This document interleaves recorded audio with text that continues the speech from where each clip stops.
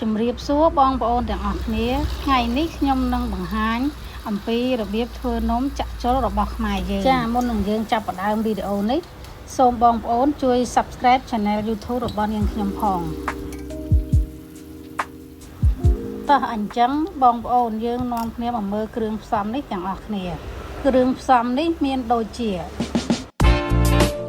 ម្សៅអង្ករខ្សាយម្សៅអង្ករដំណើបម្សៅឆាពងមាន់អំបិលស្ករសទឹកស្លឹកតើយហើយនិងខ្ទិះដូងម្សៅអង្ករខ្សាយ150ក្រាមម្សៅដំណើប60ក្រាមម្សៅឆា25ក្រាមពងមាន់1គ្រាប់អំបិល1ចិបស្ករ110ក្រាមទឹកស្លឹកតើយនិងទឹកខ្ទិះដូងជាដំបូងចាក់ម្សៅអង្ករខ្សាយម្សៅអង្ករដំណើបហើយនិងម្សៅឆា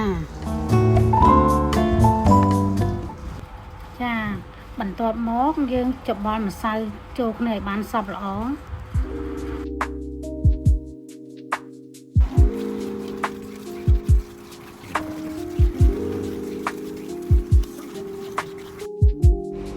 យើងកូរច្របល់ចូលគ្នាម្សៅ3មុខហ្នឹងបានសព្វល្អហើយបន្ទាប់មកយើងនឹងដាក់ពងមាន់ចូល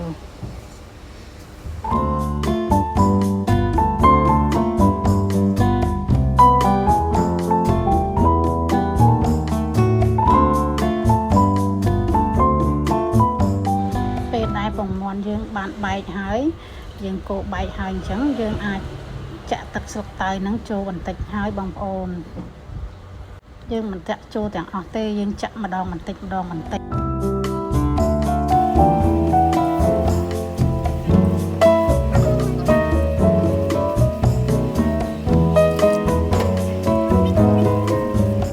យើងកូរម្សៅជាមួយទឹកស្លឹកតើយនឹងហើយយើងបន្ថែមទឹកខ្ទិះដូងចូល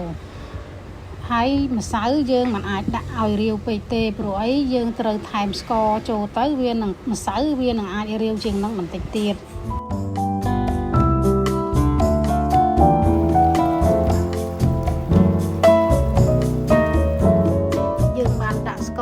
ហើយនឹងអំបិលដែលយើងបានបំរុងទុកនោះចូលទៅកូរឲ្យសព្វបន្តកូររហូតទាល់តែម្សៅនោះមានពពុះហើយយើងនឹងអាចយក plastic wrap មកគ្របពីលើទុករយៈពេល3ម៉ោង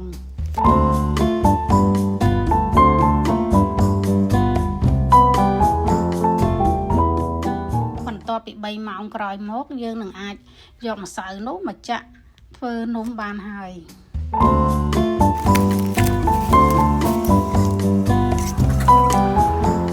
បងប្អូនយើងអាចយកម្សៅនេះធ្វើមួយកូនកែវហើយចាក់ដាក់កូនកែវដើម្បីចាក់នំនោះចូលទៅក្នុងផ្ទះហើយយើងនឹងដាក់ខ្លាញ់ឲ្យពុះផងដែរមុននឹងចាក់នំនេះចូលទៅក្នុងផ្ទះនំរបស់យើងបានឡើងល្អណាស់ហើយមានក្លិនឈ្ងុយទៀតផងបងប្អូន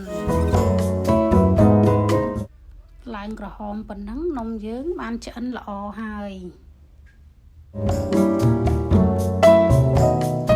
ចាបងប្អូននំយើងបានធ្វើរួចរាល់ហើយនាងខ្ញុំនឹងហែកនំនេះជូនបងប្អូនមើលនំនេះមានសភាពទន់ក្នុងស្រួយក្រៅ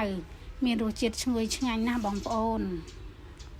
ហើយជាចុងក្រោយនេះនាងខ្ញុំសូមអរគុណដល់ប្រិយមិត្តទាំងអស់ដែលបានទស្សនាវីដេអូនេះតាំងពីដើមរហូតដល់ចប់សូមអរគុណសូមជម្រាបលា